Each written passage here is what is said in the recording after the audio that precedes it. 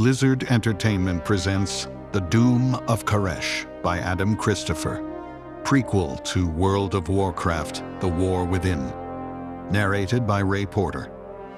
Chapter 1, The Voice from the Void. There was a certain beauty to this place. Even she could admit that. A beauty born of tragedy, of horror.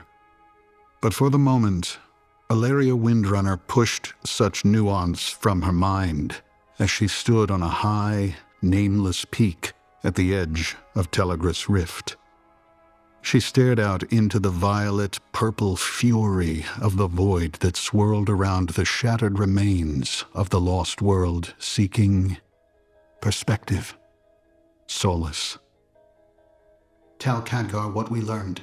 I will return to Dalaran in time. Alleria's words haunted her. It was avoidance, a sidestepping of her responsibilities. Right now, the new threat to Azeroth felt too big, too abstract. Yes, the Harbinger, Xal'atath, was coming, and her world faced a challenge like no other. As did she. Through the void, she commanded untold power, but it also went the other way. While the darkness was a part of her, she was a part of it. Xal'atath knew this, and could use Alleria for some unseen end. Once more, Alleria felt her connection to the darkness was more a curse than a blessing. This, against the fact that Azeroth itself sat on the edge of destruction. Alleria knew she had friends and allies to call on, but were they really a match for the Harbinger? This entity that had survived thousands of years, heralded the annihilation of countless worlds. Besides, at this precise moment, she wasn't sure she could face them, so soon after confronting the phantom of her love, Turalyon, conjured by Xal'atath to do what? Kill her? No, nothing so mundane. It had been to unbalance her, and it had worked. She had played right into the Harbinger's plans. Alleria had been unprepared, and somewhere inside burned the fear that Xal'atath would win. I sense a troubled mind. Alleria looked up from the view of infinity before her to see Locus-Walker slowly approaching. She took a long, deep breath. Locus-Walker, I need answers. You said you believe Xal'atath seeks for Azeroth the same fate which Dimensius delivered unto Koresh. I must know everything that happened here. You cannot possibly expect... Locus-Walker hovered, unmoving, and she knew he would remain there forever, patiently waiting for Alleria to find her center, her moment. Only she wasn't sure she could. Not this time. She lowered her head. She knew what she wanted to say, what she felt she must say, but, well, hadn't they done this dance before, so many times? She sought to forge ahead, protect her world, but he would give her nothing until she understood the lesson he wanted to impart. This was old ground, well trodden, and yet it was something she couldn't escape. The phantom of Turalyon had admirably demonstrated her need for wisdom. I am afraid, said Alleria, finally training her gaze on Locus-Walker. Of Xal'atath, of the past, of what happened to Koresh, of what will happen to Azeroth. She paused. But most of all, I am afraid of myself, of the void within me, a power I thought I made peace with long ago. There is no shame in fear, said Locus-Walker. The void is a terrible thing. I will not deny it. That the void is part of you is something you have learned to live with. even if you can never truly accept it, just as I must live with my own nature. Alleria closed her eyes tight. Perhaps Lothraxion was right, she whispered. Once you've invited the shadow into your heart, it ends in madness. Locus-Walker's laugh surprised Alleria. She opened her eyes to find his ethereal form drifting backward a step, his gold and purple spolders shaking with mirth. My pain amuses you? What amuses me, Alleria, he said, tilting his unreadable, bandage-wrapped face, is that you would remember his words from so long ago, but not my own. Then, tell me again. Speak to me now. I am open to your counsel. She felt her shoulders sag. I know I must find my balance again, but I must also know the disaster that looms if I am to avert it. The two faced each other on the tor for a moment, then Locus-Walker turned away. Come, he said as he began to descend the slope. Alleria didn't move. Where? Locus-Walker didn't stop. We have a task to perform. What task? Have we the time? At this, Locus-Walker came to a halt and faced her. Perhaps, perhaps not. But I believe this quest may be of great benefit to you. That is a lot of words to say nothing. Locus-Walker nodded. There is a void revenant somewhere at large here in Telegris Rift. It is dangerous, and it must be eliminated, but it has concealed itself. The hunt will be restorative for you, and perhaps for me also. You may gain some perspective on your own nature. You may even repair the trust in yourself that now lies broken. Alleria frowned. You promise much. How exactly will hunting a creature of the void help clear my mind? Because, while we track, I will tell you a story, said Locus-Walker. Curiosity piqued, Alleria took a step toward him. Locus-Walker slowed to keep pace beside her. It is a tale about balance, he said, and about my world of Karesh and the doom that came upon it. Karesh was never like your Azeroth, never green and blue, blanketed by oceans or teeming with growing things. Karesh was a harsh place, a world of sand and stone and dust. But there was something else, a certain magic. And perhaps aided by that magic, life found a foothold, as it often does. For ourselves, the Kareshi, we loved this hard world, and whatever it lacked, we made. Lessons of survival became our means of innovation until, some millennia later, our society grew into a great web of city-states. Manusa was the one I called my home. I was a technomancer, a noble class indeed. My life dedicated to studying energy harvest and transference. Our society was built upon oaths, from the lowest nomad to the oracles themselves, those mighty few who led us in all facets of life. These oaths were no mere fancy. They were the sworn ties that bound us to our work and to one another, a sacred act above no other. To break an oath was to cast aside life itself and to die, alone among the sands. Each city-state had its ruler. Thanks to my status, I was pleased to count Kaiveza, the leader of Manusa, among my closest companions. But it was the Council of Oracles who held authority in all things. The council was led by Salhadar, High Priest of the Untamed, and when the radiant visions first swept Karesh, it was his wisdom I sought. When that terrible curse fell upon a number of Koreshi, myself among them, I overcame my fear to pursue its study. I redirected my laboratories, my observatories, my every effort to focus on the matter. I collated the data, and I made my conclusions. The problem was not a simple one, but I looked to the oracles. They had guided me, as they guided all Koresh. I knew their advice would be a valuable jewel indeed. How wrong I was.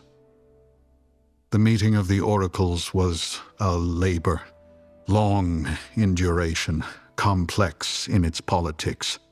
As the hours ran on, my confidence began to leave me, and when Xal'atath called the council to order for one final time, I knew what he was going to say before he said it. Yet, I had to hear it for myself.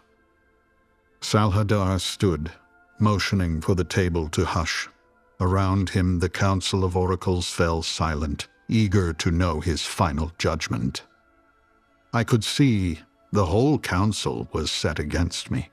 All my work, all the data collected from my visor scopes and intrinsic lanterns and many more devices, meticulously compiled and correlated and annotated, months of toil, all for nothing.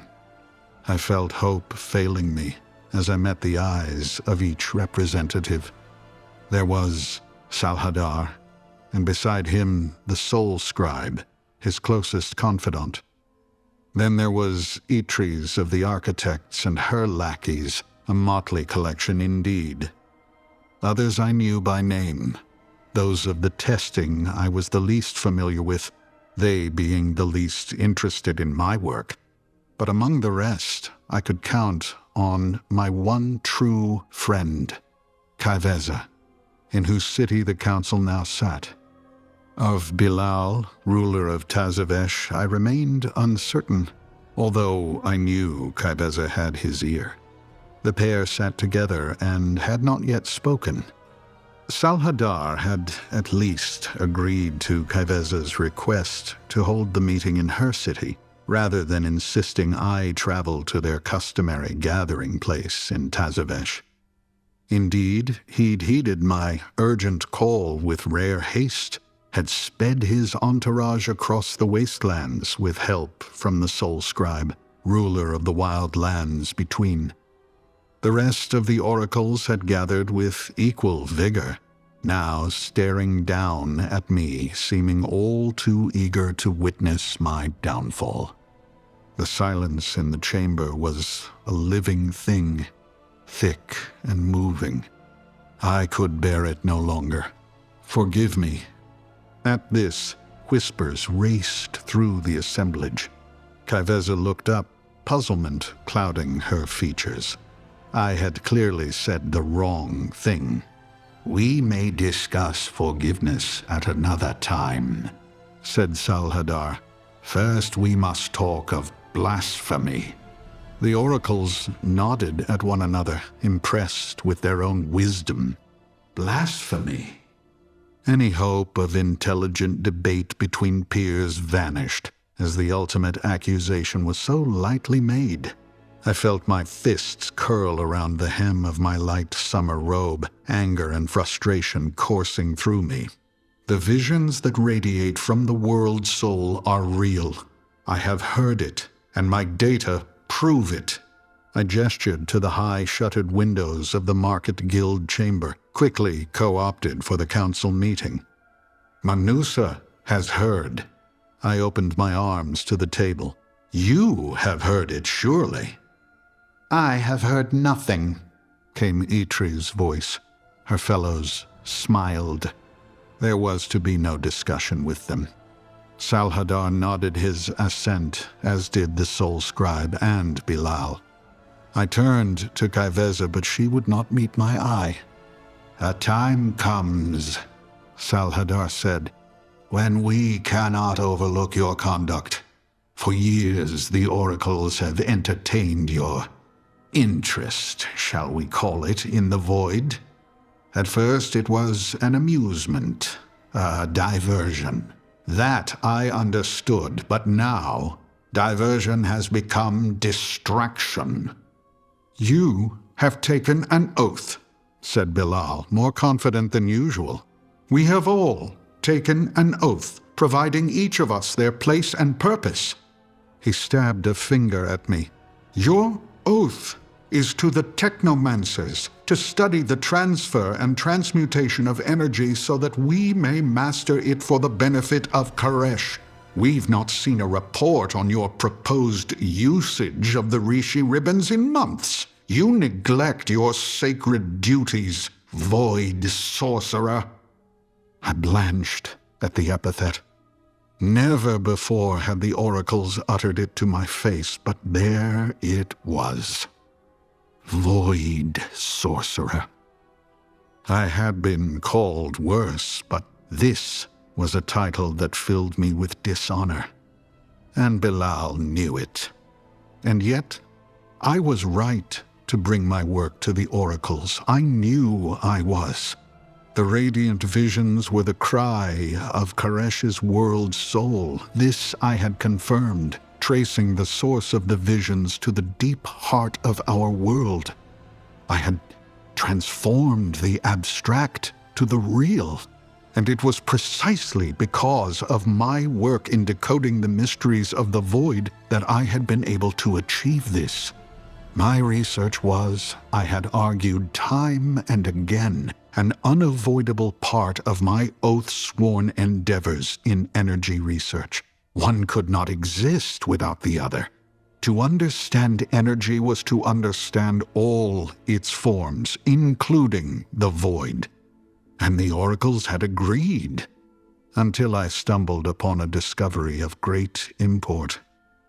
One of the Koreshi's greatest cultural artifacts from centuries past, the Rishi ribbons, were themselves imbued with arcane power. They had such potential to aid in the transmutation of energy that it made the mind real.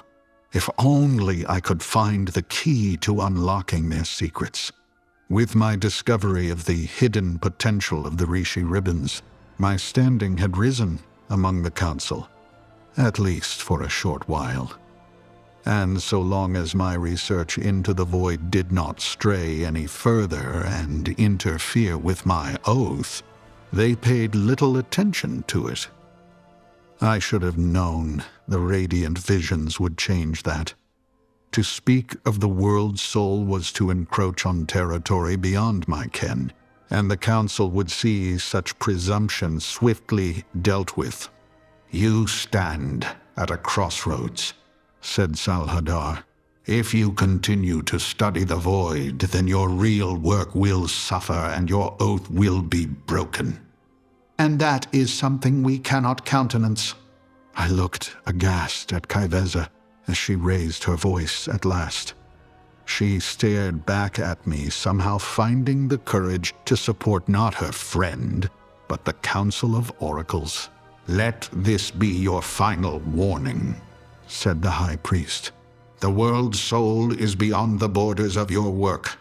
The radiant visions, if such exist, are to be left to those who are expert in such matters. You are to return your attention to the field of your own expertise and cease all research into the void. Heed this command, or our next audience will be somewhat more difficult. That I promise. The hours after that fateful council meeting were but a blur. I had loved Manusa my entire life, yet I saw nothing of it as I stalked the streets, turning this way and that without thought. I found my mind curiously empty after Salhadar's ultimatum. It was only when I heard the music of the spell dancers drifting on the fragrant evening air that I realized just how late the hour had grown. Weary, I found my way to the market square and watched the performance of the troupe. who had arrived from the wastelands as part of the Soul Scribe's caravan. It was not the first time I had seen them, skirts whirling like spinning tops as their feet kicked sand over colored tiles. Indeed, their traditional dance was a familiar sight in Manusa, the city an ancient resting place on one of the roads the nomads often traveled. And with the nomads came the spell dancers, who spun for the cheering crowds while their kin collected coin among those gathered. I had given plenty of coin myself over the years. The freedom in their movements had always been a pleasant escape from the toil of my work. But when I met Chryson, their performance became less an entertainment, more a pilgrimage. We first spoke when she wove between the onlookers to collect coin, taking the place of an absent brother, and at once there was a connection. How or why, I don't think we ever knew. Some mysteries do not need to be solved. After the night's dance, I waited, as I always did when Chryson came to Manusa, under the arches behind the market where the light did not reach, where the people did not walk, not while the night market was at its height. When she found me, she knew at once something was wrong. I rushed us away to a quiet corner, casting a glance here and there to be sure we had not been seen. For me, a technomancer and noble of a proud city-state, to be seen in intimate closeness with a nomad was to invite trouble for us both. Were I in better standing with the council, petitions could be made, backgrounds overlooked. But as I stood in their ire, I wished to spare her the same. After we had conveyed our love for each other, I shared my troubled thoughts, and we talked long into the night about my work, the radiant visions, and the council. Come with me to Tazavesh, Chryson urged. Her suggestion surprised me. I leaned back against the wall of the alley and she rested her head upon my chest, her fingers gently following the contour of my face. I sighed and took her hand in mine. I will not run, I said. I am not telling you to run, she said. The oracles will depart for their homes tomorrow, and the Soul Scribe is going with Salhadar to Tazavesh. I laughed. You suggest I follow the very ones who would condemn this world to its end? Chryson pushed herself away from me, her expression stern. I am saying you need a rest, my love. Time away from your work. It will do you good. You can visit the markets there, collect those parts for your laboratory you have been saying you need for weeks now. With a grin, Chryson pulled her cloak around her head and clutched it to her chest like an old crone. We shall disguise ourselves and shop the market together. No one will look, no one will see. She laughed and leaned in, and we kissed, and she stayed a while longer until she knew she must leave. I accompanied her through the darkened city, the two of us playing a game of shadows, our stifled laughter echoing against the closed shutters of the market stalls. At her lodgings, we kissed for a final time, the scent of the desert lingering in the air when she left me. I was only a scant few paces into my own journey home when I realized I was being followed, and by then it was far, far too late. As the black bag was pulled roughly from my head, my only thoughts were of Chryson. The void, the radiant visions, my sacred oath, the final warning of the oracles, these meant nothing to me beside my love for her. We had been lax, complacent. I cursed my hubris, the very notion that we were being careful. There were too many eyes upon us, and now the price needed to be paid. The chamber I found myself in was bright, and I blinked to take it in. I had been dragged to a storehouse of some kind, stacked with crates and sacks and all manner of cargoes needed by the market. A quiet, dead space at this hour, the perfect place for my cries for mercy to go unheard. I was not ready for the end, and as I wondered just how much I would beg for my life, a figure loomed before me and clasped me firmly by the arm. I blinked again, this time in sheer astonishment. Kaiveza! The smile of the friend I thought had abandoned me was glorious as a sunrise. She squeezed my arm, but I did not hear what she said. Such was the roar of blood in my ears. I searched for the ruffian responsible for my kidnap as she, too, threw back her hood, revealing eyes that glittered like brilliant gemstones in the lantern light. I did not recognize the face, but she bowed her head in respect before acknowledging someone standing behind me. High Priest Xal'atath extended his hand. I stared at it, at him, and at the group I now saw gathered in an atmosphere of electric excitement. Besides Xal'atath and Kaiveza, I counted 5 other oracles, including Bilal and others too, not from the council, but from my own city. There was Alash and Midakes and Darmeto of the Technomancers, and beside them another group, 2 of whom I knew to be merchant captains of the Manusa Market Guild, and 2 others I did not recognize.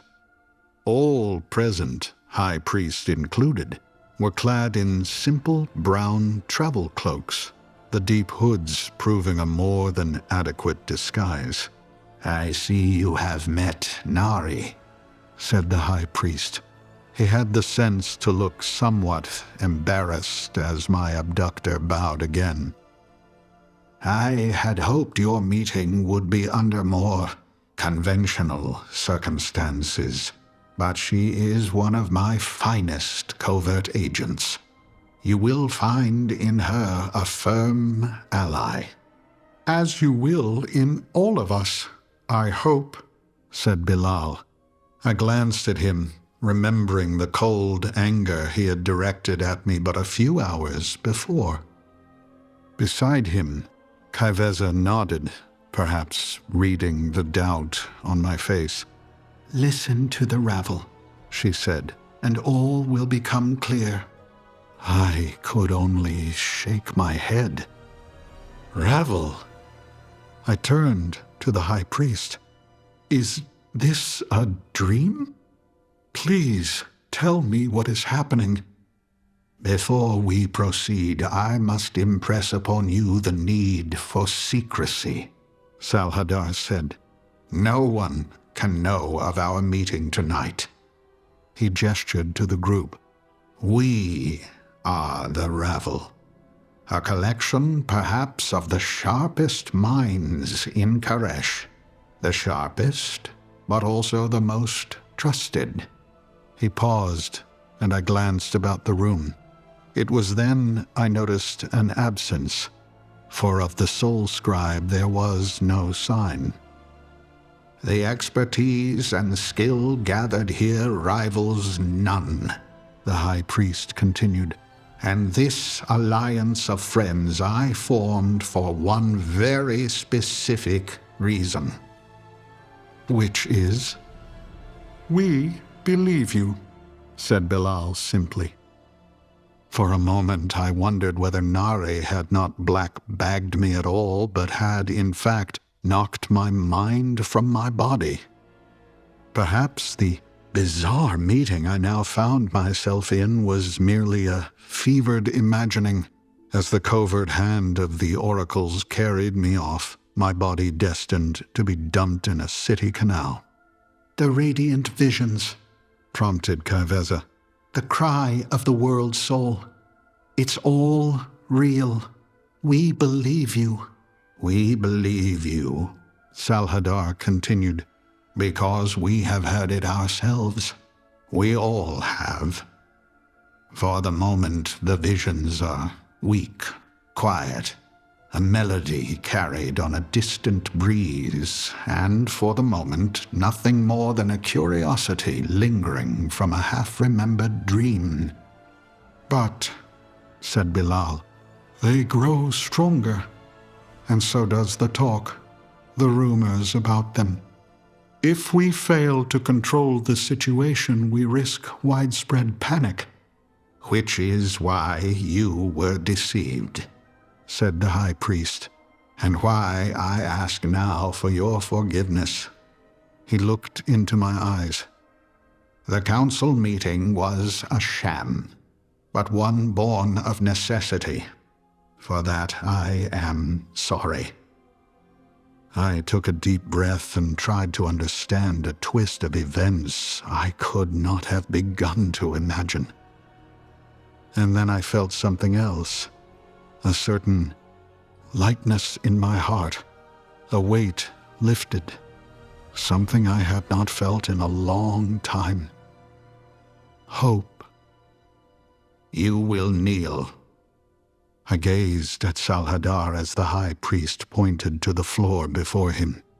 Around the room, the members of this secret society all lowered themselves and bowed their heads. I knew what this was, an oath-taking ceremony. Once more I wondered if this was a dream, but when the high priest gestured again for me to kneel, I obeyed, my mind racing. We hold you in close confidence, friend, began Salhadar. Your knowledge is great, your wisdom greater. Will you take a new oath and join our number?